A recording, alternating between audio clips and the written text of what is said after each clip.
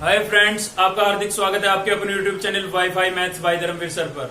जैसा कि आपको पता है कि लास्ट वीडियो के अंदर हम एक्सरसाइज 7.8 को कंप्लीट कर चुके थे। आज हम शुरू करने जा रहे हैं एक्सरसाइज 7.9। इससे पहले कि हम एक्सरसाइज पर चले, मैं आपको बता देता हूं कि हम फर्स्ट ऑर्डर डेरिवेटिव कंप्लीट कर चुके हैं, फर्स्ट ऑर्डर डिफरेंशिएशन कंप्लीट कर चुके हैं। इस एक्सरसाइज में हमें पढ़ने को मिलेगा हायर ऑर्डर डेरिवेटिव। ठीक है, तो उससे पहले थोड़ा नोटेशन के बारे में जान लेते हैं, क्योंकि अक्सर एग्जाम में जब क्वेश्चन आता है तो बच्चे पढ़ते हैं ये वाली नोटेशन, डेरिवेटिव को ऐसे लिखते हैं। ठीक है, लेकिन एग्जाम में अगर इनमें से पूछ लिया जाता है तो बच्चे हो जाते हैं कंफ्यूज। इसलिए मैं आपको बता देता हूं कि डिफरेंशिएशन को हम 3 तरीके से डिनोट कर सकते हैं। ये वाला फॉर्मेट तो हम यूज करते आ रहे हैं और हमारी एलिमेंट की बुक में मैक्सिमम इसी को यूज किया गया है। लेकिन इसके अलावा आप फर्स्ट ऑर्डर डेरिवेटिव को कैसे लिख सकते हैं? ठीक है, फर्स्ट ऑर्डर डेरिवेटिव को अब तक लिखते आ रहे थे हम dy/dx। इसके अलावा आप y डैश से भी लिख सकते हैं या y1। तीनों का ही मतलब क्या होगा? फर्स्ट ऑर्डर डेरिवेटिव होगा। ठीक है, अब हम हायर ऑर्डर पढ़ेंगे तो उसमें सेकंड ऑर्डर भी होगा, थर्ड ऑर्डर भी होता है, फोर्थ भी होता है, फिफ्थ भी होता है, nth ऑर्डर तक होता है डेरिवेटिव। ठीक है, लेकिन आपको डरने की आवश्यकता नहीं है, क्योंकि 12th के सिलेबस में केवल फर्स्ट और सेकंड ऑर्डर डेरिवेटिव है, इससे हायर नहीं है। ठीक है, तो सेकंड ऑर्डर डेरिवेटिव हम इस एक्सरसाइज में डिस्कस करेंगे आज।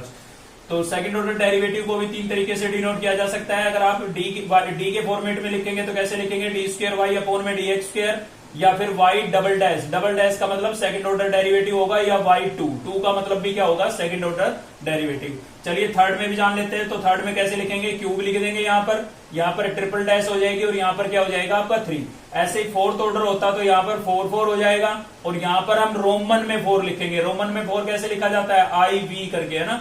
और यहाँ पर क्या लिखेंगे? काउंटिंग का 4 लिखेंगे। ठीक है भाई, तो ये तो हमने जान लिया है नोटेशन के बारे में। इसके अलावा इसके बेसिक में कुछ नहीं है। हम पढ़ रहे हैं डेरिवेटिव ऑफ हायर ऑर्डर, और हायर ऑर्डर में भी कौन सा पढ़ेंगे? सेकंड ऑर्डर पढ़ेंगे केवल। ठीक है, थर्ड ऑर्डर पहले होता था 12th के सिलेबस में, लेकिन अब नई बुक से नया सिलेबस है उसमें से हटा दिया गया है इसको। ठीक है भाई, तो चलिए पढ़ते हैं सेकंड ऑर्डर डेरिवेटिव। इसका आपको क्या निकालना है? सेकंड ऑर्डर निकालना है। तो देखिए बिल्कुल सिंपल है, कुछ नहीं है। सबसे पहले तो आपको इसकी दूसरी साइड नहीं है तो y के इक्वल टू लेट कर लेना है।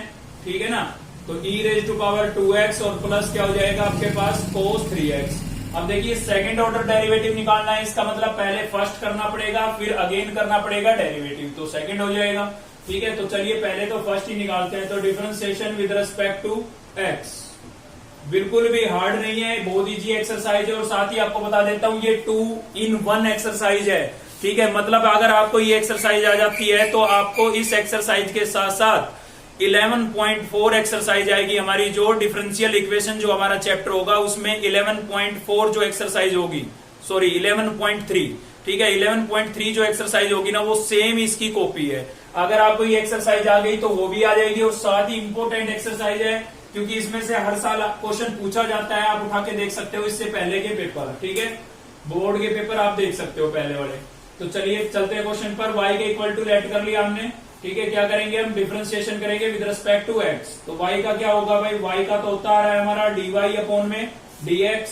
ठीक है, e का क्या होता है? आपको पता है e का जो डेरिवेटिव होता है वो hd होता है। मैंने आपको फॉर्मूला में लिखवाया था कि dy/dx ऑफ e⁻x क्या होता है? e⁻x ही होता है। ठीक है, तो e की पावर 2x का क्या होगा? e की पावर 2x ही होगा। लेकिन अब भी यहाँ पर बचा हुआ है, किसका बचा हुआ है भाई? पावर का। पावर में क्या था? 2x, इसका बचा हुआ है। ठीक है, चलिए अगले स्टेप में करेंगे इसका। अब आ जाते हैं हम कोस पर। दोनों के बीच में प्लस का साइन था तो दोनों का अलग अलग होना था। कोस का क्या हो जाएगा? कोस का हो जाएगा आपका -sin3x। याद होगा आपको कोस का क्या होता है? Minus sine. ठीक है, लेकिन यहां पर भी बचा हुआ है, किसका बचा हुआ है? एंगल का। एंगल क्या है आपका? 3x। क्लियर है भाई? तो यहां से हो जाएगा हमारे पास e⁻²x। इसका करेंगे हम, 2 आपका कांस्टेंट है और x का क्या होगा? 1 होगा। ठीक है, प्लस माइनस क्या आएगा? -3x, और यहाँ पर 3 आपका कांस्टेंट है, x का कितना हो जाएगा? 1। ठीक है, चलिए इसको थोड़ा और सिंप्लीफाई कर लेते हैं। तो 2 को 1 से मल्टीप्लाई करेंगे 2 आएगा, लेकिन नंबरों को हम आगे लिख देते हैं, इसलिए मैंने 2 को पहले लिख दिया e से। सेम यहाँ पर भी 3 बन जा 3, और 3 को मैं आगे लिख देता हूं साइन से। ठीक है, तो ये आपके पास आया फर्स्ट ऑर्डर डेरिवेटिव। लेकिन हमें तो सेकंड निकालना था। सेकंड निकालना था तो क्या करेंगे आप? अगेन कर देंगे differentiation again with respect to x। ठीक है, दोबारा से इसका क्या कर देंगे? x के रिस्पेक्ट में डेरिवेटिव कर देंगे। बहुत इजी है, कुछ नहीं है। फर्स्ट निकाला है, दोबारा से कर दो, सेकंड आ जाएगा। अगर थर्ड निकालना होता तो सेकंड का फिर से कर देंगे x के रिस्पेक्ट में, थर्ड आ जाएगा। लेकिन थर्ड 12th के सिलेबस में है ही नहीं, ठीक है ना। तो ये आ गया भाई डी स्क्वायर वाई अपॉन में डी एक्स स्क्वायर। तो दोनों के बीच में माइनस का साइन नजर आ रहा है, मतलब दोनों का डेरिवेटिव अलग अलग होगा। तो 2 तो आपका एज इट इज रहेगा क्योंकि कांस्टेंट है, और ई रेज टू पावर 2x का क्या होगा, ई रेज टू पावर 2x, क्योंकि आपको पता है ई का क्या होता है, एज इट इज होता है, सेम होता है। तो ये सेम मैंने लिख दिया है। अब यहाँ पर भी 2x का भी होगा, तो 2x का होगा इंटू में लिख देते हैं D by d x of 2x, क्योंकि इसका होना बाकी है। यहाँ पर 3 आपका कांस्टेंट है, साइन का क्या हो जाएगा, साइन का हो जाएगा कोस, ठीक है 3x, और यहाँ पर भी एंगल का बाकी है, अगले स्टेप में करेंगे। तो D by d x of 3x। चलिए सिंप्लीफाई करते हैं इसको, 2 ई रेज टू पावर 2x, 2 आपका कांस्टेंट है, एज इट इज रहेगा, x के रेस्पेक्ट में कितना होगा 1, minus 3 cos 3x as it is रहेगा। यहाँ पर भी 3 आपका एज इट इज, और x का x के रेस्पेक्ट में कितना हो जाएगा 1, ठीक है भाई। तो 2 1 जा 2, और इस 2 को इस 2 से मल्टीप्लाई करूंगा, कितना हो जाएगा 4 e raise to power 2x, minus था यहाँ पर 3 1 जा 3, 3 3 जा कितना हो जाएगा 9, और क्या था हमारे पास कोस 3x, ठीक है भाई। तो ये आपका क्या हो जाएगा, आंसर हो जाएगा, ठीक है। तो कुछ नहीं करना है, सेकंड ऑर्डर का मतलब ये है कि आप फर्स्ट ऑर्डर डेरिवेटिव निकालें और अगेन कर दें किसके रेस्पेक्ट में, x के रेस्पेक्ट में, तो वो आपका क्या हो जाएगा, सेकंड ऑर्डर डेरिवेटिव हो जाएगा। चलिए एक पार्ट और देखते हैं इसका। देखते हुए नेक्स्ट है हमारा क्वेश्चन नंबर फर्स्ट का फोर्थ पार्ट देख रहे हैं हम, ठीक है। तो इसमें भी हमें क्या करना है, इसका सेकंड ऑर्डर डेरिवेटिव निकालना है। तो सबसे पहले तो हम y के इक्वल टू लेट कर लेते हैं इसको, y equals to log of x square e raise to power x, ठीक है। तो देखिए डेरिवेटिव सीधा करना शुरू नहीं करना है, हमें क्या दिखाई दे रहा है, log दिखाई दे रहा है भाई। log जब आ रहा है क्वेश्चन में तो हम इसका यूज करेंगे, ठीक है ना। इसका यूज करके हम इस फंक्शन को थोड़ा सिंपल फॉर्म में चेंज कर लेंगे ताकि हम इसका इजीली डेरिवेटिव कर सकें, ठीक है। अगर log नहीं होता तब तो हमारी मजबूरी हो जाती u अपॉन v लगाना, लेकिन log यहाँ पर है तो हम इस प्रॉपर्टी का यूज करेंगे। और प्रॉपर्टी आपकी क्या थी, log of m upon n क्या होती थी, log of m minus log of n, ठीक है भाई। तो m अपॉन n की प्रॉपर्टी लगाएंगे, यहाँ पर हम log of m upon n क्या होता था, log of m minus log of n। केवल 4 प्रॉपर्टी है लॉगरिथम की, वो याद कर ले आप, मैंने लिखवाई भी है आपको पहले, ठीक है। तो ये प्रॉपर्टी जब मैं यहाँ पर अप्लाई करूंगा तो यहाँ पर हो जाएगा log of x square minus log of e raise to power x, यानी कि log of numerator minus log of denominator. अब यहाँ पर लॉगरिथम की मुझे एक प्रॉपर्टी और नजर आ रही है, log m raise to power n, जो कि क्या होता है n into log of n, ठीक है। तो जब भी log के एंगल की पावर आपको नजर आए तब आपको इस प्रॉपर्टी का अप्लाई करना है। और कैसे अप्लाई करना है, केवल पावर को आगे लिख देना है भाई। तो यहाँ पर मुझे इस x की पावर नजर आ रही थी, ठीक है। तो इसको मैं ऐसे लिख सकता हूँ, 2 को मैं आगे लिख दूंगा और यहाँ पर लिख दूंगा log ऑफ x माइनस। यहाँ पर भी मुझे एक बात याद आई जो मैंने अक्सर आपको बताया है कि जब भी log और e, ठीक है, e की पावर में log आ जाए या log के एंगल में e आ जाए, मतलब दोनों के बीच में कोई नंबर या कोई अल्फाबेट नहीं होना चाहिए। तो ऐसे केस के अंदर जो log होता है ना, वो एंटी log से, e को क्या बोल रहे हैं हम, एंटी log, ठीक है ना। तो log से एंटी log क्या हो जाता है, कैंसिल हो जाता है भाई। तो यहाँ पर मुझे log और e एक साथ नजर आ रहे हैं, बीच में कोई नहीं है, तो ये दोनों क्या हो जाएंगे, कैंसिल हो जाएंगे। और क्या बचेगा आपका x, क्योंकि e का मतलब एंटी log होता है, log का अपोजिट, ठीक है ना। तो अपोजिट है तो कैंसिल हो ही जाएगा। तो ऐसा करके हमने इस क्वेश्चन को बिल्कुल सिंपलेस्ट फॉर्म में चेंज कर लिया। अब हम इसका इजीली डेरिवेटिव कर सकते हैं। तो क्वेश्चन को देखते ही सीधा डेरिवेटिव मत किया करो, अगर आपको लगता है इसको आप थोड़ा सिंप्लीफाई कर सकते हैं तो कर लिया करो, इसमें कोई बुराई नहीं है, ठीक है। चलिए अब करते हैं differentiation with respect to x। तो x के रेस्पेक्ट में जब हम इसका डेरिवेटिव करेंगे तो y का तो हो जाएगा आपका dy अपॉन में dx, ठीक है भाई। तो यहाँ पर आपका ये जो 2 है ये कांस्टेंट है, ये एज इट इज रहना है, ठीक है। तो log x का होना है, और log x का क्या होता है 1 अपॉन एंगल। तो एंगल में आपको क्या नजर आ रहा था, x, इसलिए मैंने लिख दिया 1 अपॉन x। 2x होता तो 2x, 3x होता तो 3x माइनस, अब इस x का होगा, x का x के रेस्पेक्ट में कितना हो जाएगा 1।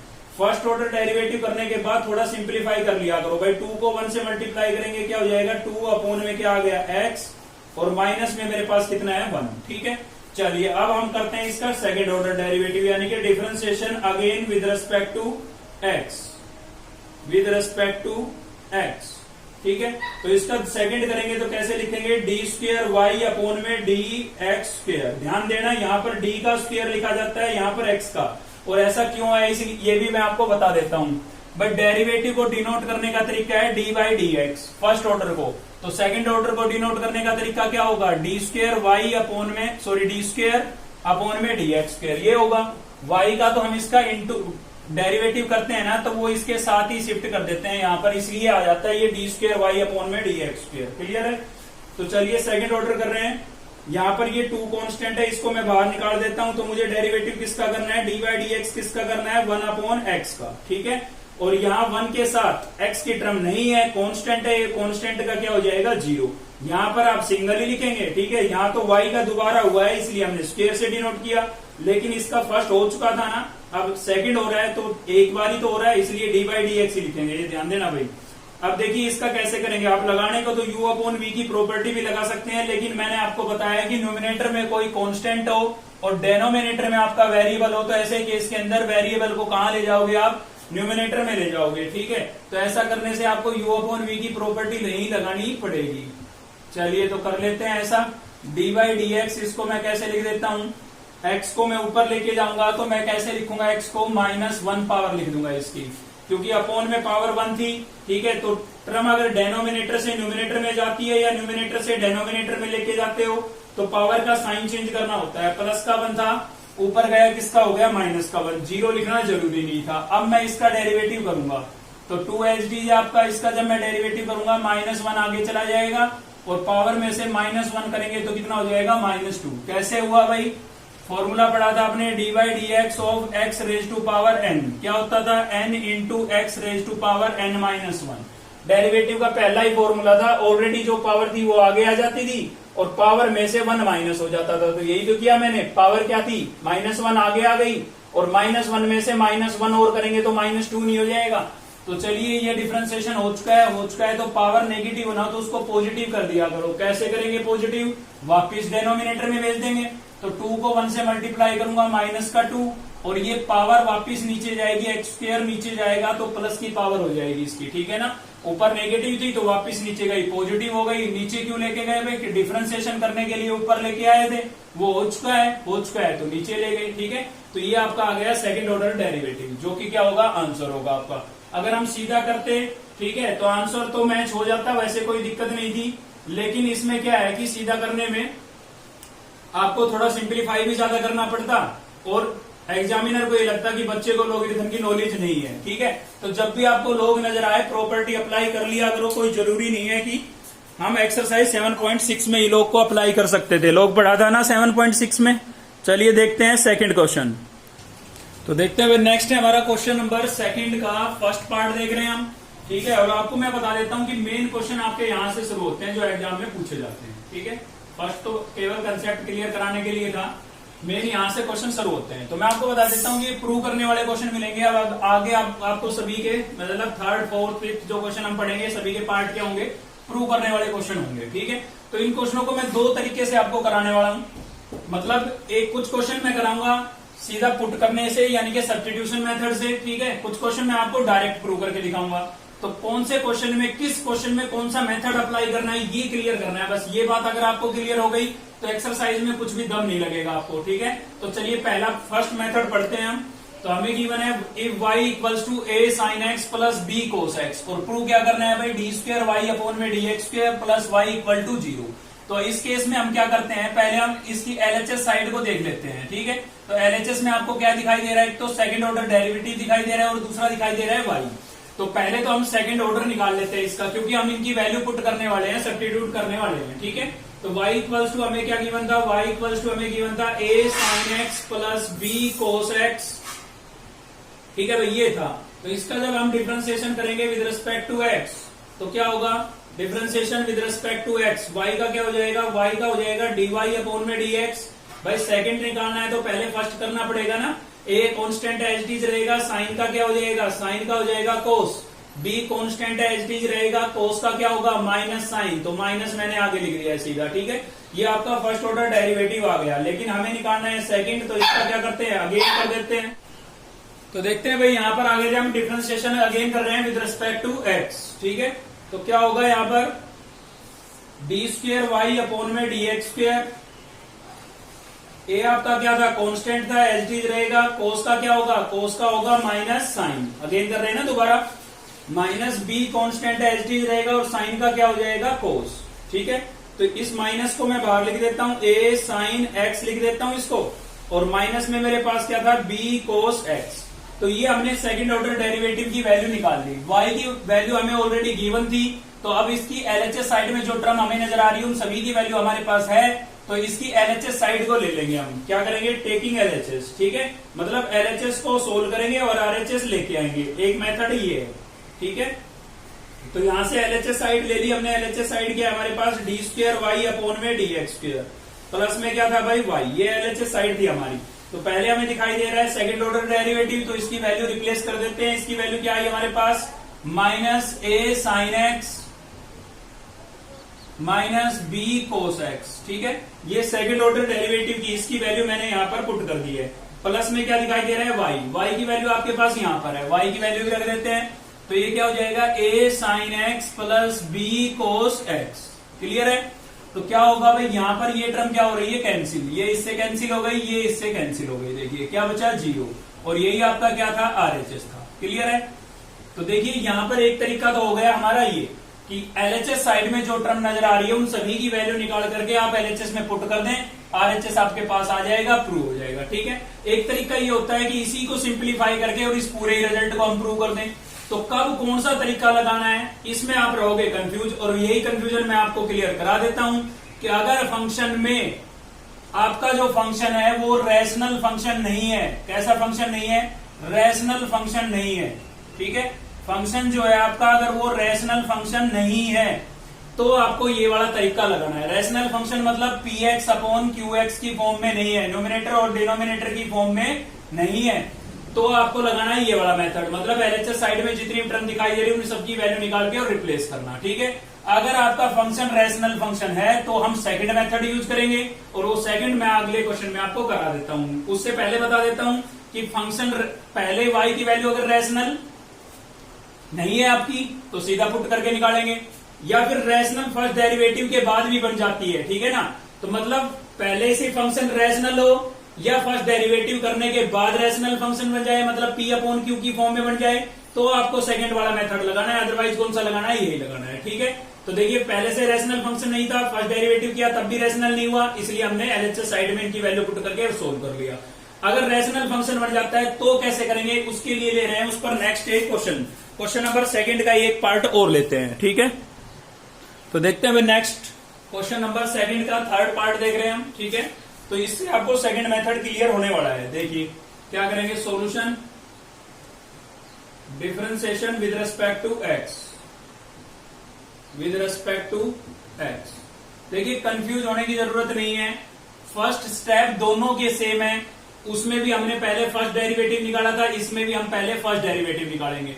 अभी हमारा फंक्शन रैशनल फंक्शन नहीं है ना, तो आपको कंफ्यूज होने की जरूरत नहीं है कि हमें कैसे पता लगेगा भाई आगे जाके रैशनल बनने वाला है। देखिए फर्स्ट डेरिवेटिव तो उसमें भी निकालना था और इसमें भी निकालना है, तो फर्स्ट आप निकाल लीजिए, उसके बाद आपको पता लग जाएगा रैशनल बनेगा या नहीं बनेगा। तो y का जब डेरिवेटिव करेंगे तो क्या हो जाएगा हमारे पास, dy अपॉन में dx। ठीक है, वैसे फॉर्मूले याद है तो पहले भी पता लग जाएगा आपको। साइन इनवर्स का क्या होता है, साइन इनवर्स का होता है 1 upon root of 1 minus x square. ठीक है, तो देखिए रैशनल बन गया ना, P अपॉन क्यू की फॉर्म में आ गया ना, ऊपर न्यूमिनेटर में 1 है और डिनोमिनेटर में ये टर्म है। ठीक है, अब आप मुझसे कहोगे कि इस क्वेश्चन में हम वो पिछले क्वेश्चन वाला मेथड क्यों नहीं लगा सकते, बिल्कुल लगा सकते हैं आप। यहाँ पर आपको फर्स्ट ऑर्डर और सेकंड ऑर्डर नजर आ रहा है, इन दोनों की वैल्यू निकाल के इसमें आप पुट करें और एलएचएस साइड को सोल्व करें, आरएचएस आएगा बिल्कुल। ठीक है ना, लेकिन रैशनल फंक्शन जब बन जाता है ना तो उसको आपको फिर सिंप्लीफाई ज्यादा करना पड़ेगा। तो मैं चाह रहा हूं कि आपको इजी मेथड दूं, तो रैशनल आए तो आप ये वाला तरीका अप्लाई करना, और रैशनल ना हो तो पहले वाला तरीका अप्लाई करना। क्लियर है, तो ये तरीका क्या है, इस तरीके में ज्यादा कुछ चेंज नहीं है, सिर्फ ये चेंज है कि फर्स्ट ऑर्डर डेरिवेटिव करने से पहले या करने के बाद अगर आपके पास फंक्शन रैशनल फंक्शन आता है, P x upon Q x की फॉर्म में आता है, तो आप डेनोमिनेटर की टर्म को इधर ले आएंगे। सेकंड डेरिवेटिव करने से पहले डेनोमिनेटर की टर्म को इधर ले आएंगे। क्लियर है, तो देखिए डेनोमिनेटर में ये जो दिखाई दे रहा है ये डिवाइड हो रहा है ना इससे, तो इधर आके क्या होगा, मल्टीप्लाई होगा। तो सेकंड करने से पहले आपको ये काम कर देना है, अगर आपका फंक्शन रैशनल फंक्शन बन रहा है तो, रैशनल नहीं बन रहा है तो सीधा सेकंड करें और फर्स्ट सेकंड जो भी दिखाई दे रहा है उसकी वैल्यू पुट कर दें, ठीक है ना। तो यहाँ पर क्या बचेगा, 1 बचेगा। अब हम इसका सेकंड डेरिवेटिव करेंगे, ठीक है भाई। तो differentiation again with respect to x, ये छोटी सी बात का चेंज था, बस यही चेंज आपको याद रखना है और कोई नया चेंज नहीं है, ठीक है। तो यहाँ पर अगेन इसका डेरिवेटिव करेंगे तो 2 टर्म अब ये हो गई हमारी इनटू में और दोनों वेरिएबल है, ठीक है भाई। ये भी टर्म वेरिएबल है और ये भी आपकी क्या है, वेरिएबल है। तो 2 टर्म इनटू में आ गई तो इसका जब मैं दोबारा डेरिवेटिव करूंगा तो क्या लगेगी, u अपॉन v की प्रॉपर्टी लगेगी। तो फर्स्ट टर्म को तो रखेंगे हम as it is, √1 minus x square को एज इट इज रखेंगे और किसका करेंगे, dy अपॉन dx का। अब देखिए फर्स्ट तो इसका पहले ही था, अगर दोबारा करूंगा तो क्या हो जाएगा, सेकंड नहीं हो जाएगा तो क्या हो जाएगा, d2y अपॉन में dx स्क्वायर प्लस अब की बार मैं सेकंड टर्म को रखूंगा as it is, dy upon dx को एज इट इज रखूंगा और किसका करूंगा, रूट की टर्म का।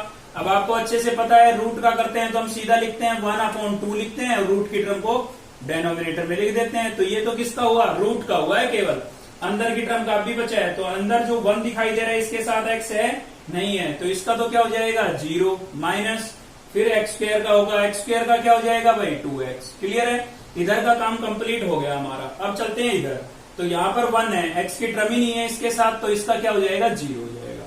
चलिए थोड़ा अब इसको सिंप्लीफाई करेंगे तो √1 minus x square d2y upon में dx स्क्वायर, ठीक है, प्लस और ये माइनस, 0 तो लिखना जरूरी नहीं है तो प्लस माइनस क्या आएगा, माइनस आएगा, सभी टर्म इनटू में है, ठीक है। और आपका जो ये 2 है ना ये इससे हो जाएगा कैंसिल। तो यहां से मेरे पास बचता है x, उसको मैंने ऊपर लिख दिया है, ठीक है। इस टर्म के x को 1 से मल्टीप्लाई करके ऊपर और डिनोमिनेटर में इसके क्या बचा है, √1 माइनस एक्स स्क्वायर बचा है और इनटू में क्या बचा है भाई dy अपॉन में dx और इक्वल्स टू क्या था मेरे पास 0, ठीक है। देखिए क्या मैच हो गया, अभी तो नहीं हुआ है, नहीं हुआ है तो देखिए ये वाली टर्म आपको नजर नहीं आ रही ना इसके नीचे, इसका मतलब क्या हुआ कि एलसीएम लेना पड़ेगा हमें, ठीक है ना। तो इनका क्या ले लेते हैं, एलसीएम ले लेते हैं। एलसीएम लेंगे तो क्या आएगा हमारे पास, एलसीएम लेंगे तो आपका जो √1 माइनस एक्स स्क्वायर है ना ये किस में आ जाएगा, एलसीएम में, ये वाली टर्म। तो इसके साथ जब मैं सोल्व करूंगा, देखिए इसके अपोर में कुछ नहीं है, इसके साथ जब मैं सोल्व करूंगा तो एलसीएम सीधा इससे क्या होगा, मल्टीप्लाई होगा। अब देखिए ये टर्म भी वही है और एलसीएम में वही है, तो होल स्क्वायर नहीं हो जाएगा, सेम है दोनों, होल स्क्वायर होगा, स्क्वायर से स्क्वायर रूट कट जाएगा तो क्या बचेगा, बचेगा आपके पास 1 माइनस एक्स स्क्वायर और इसके साथ d2y अपॉन में dx स्क्वायर इसके साथ में था, ठीक है। यहाँ पर माइनस है तो मैं माइनस लिख देता हूँ। अब इसके साथ जब सोल्व करूंगा तो एलसीएम से इसको मल्टीप्लाई करूंगा तो एलसीएम से ये टर्म क्या हो जाएगी, कैंसिल, क्या बचेगा, x बचेगा। सिंप्लीफाई करना आता होगा एलसीएम लेके, ठीक है ना। तो ऐसे करेंगे, अगर आपको नहीं आता है एलसीएम लेके सिंप्लीफाई करना तो जिस भी टर्म को करना होता है, जैसे मान लो इसको करना है तो यहाँ पर आप लिखेंगे और इनटू में क्या लिखेंगे, एलसीएम जो भी आपने लिया था। तो एलसीएम हमने लिया था √1 माइनस एक्स स्क्वायर, ठीक है। तो दोनों मल्टीप्लाई पे होल स्क्वायर, स्क्वायर से स्क्वायर रूट कैंसिल, ये बचेगा। ऐसे इसको सोल्व करना है तो इसको लिखेंगे रफ में, ठीक है। ये उन बच्चों के लिए है जिनको एलसीएम लेके सोल्व करने में समस्या आती है, ठीक है। तो इस टर्म को मैंने लिखा, ये तो इनटू में है, इसके साथ चलता रहेगा, कोई दिक्कत नहीं है। तो मल्टीप्लाई किससे करेंगे, एलसीएम से, मतलब जिस भी टर्म को सोल्व करना है उसको एलसीएम से मल्टीप्लाई करके देख लिया करो। देखो ये कैंसिल हो गया, क्या बचा, x, इसीलिए लिखा था मैंने, और इक्वल्स टू मेरे पास क्या था 0। अब ये देखिए डिवाइड हो रही है टर्म, इधर जाके क्या होगी, मल्टीप्लाई होगी, तो 0 से मल्टीप्लाई होगी तो क्या हो जाएगी, 0 ही नहीं हो जाएगी। तो यहां से बचता है 1 minus x square d2y upon में dx square minus x dy upon में dx और इक्वल्स टू क्या हो गया हमारे पास 0। और यही हमें क्या करना था, प्रूव करना था, ठीक है भाई। तो बिल्कुल क्लियर हो जानी चाहिए आपको ये बात, इंपॉर्टेंट एक्सरसाइज है इसलिए ज्यादा नहीं करेंगे, केवल आज यहीं तक रखेंगे। लेकिन एक बात आपको क्लियर कर लेनी है आज की इस वीडियो से, क्योंकि नेक्स्ट वीडियो में हम इससे हाई लेवल के क्वेश्चन पढ़ेंगे। तो यहीं से क्लियर कर लेना है कि रैशनल फंक्शन पहले हो या फर्स्ट डेरिवेटिव करने के बाद हो, तो आपको क्या करना है, डेनोमिनेटर की टर्म को इधर dy अपॉन dx की तरफ लेके जाना है और फिर सेकंड डेरिवेटिव करना है। अगर ये रैशनल नहीं बनता, पहले भी रैशनल नहीं था और बाद में भी फर्स्ट ऑर्डर डेरिवेटिव करने के बाद भी रैशनल नहीं बनता, तो फर्स्ट और सेकंड डेरिवेटिव निकाल करके हम दोनों की वैल्यू यहाँ पुट करते और इसको सोल्व करते, आरएचएस हमारा आ जाता, ठीक है। तो उसमें एलएचएस को सोल्व करते हैं, आरएचएस आता है और इसमें सीधी पूरी की पूरी टर्म ही प्रूव हो जाती है। क्लियर है भाई, तो अच्छे से क्लियर हो गई होगी आपको ये बात। तो आज की इस वीडियो में केवल इतना ही था। अगर आपको वीडियो अच्छी लगी तो लाइक करें, चैनल को सब्सक्राइब कर ले अब तक नहीं किया है तो, और बेल आइकन को दबा ले ताकि नेक्स्ट वीडियो का नोटिफिकेशन आपको मिलता रहे। थैंक यू, मिलते हैं नेक्स्ट वीडियो में।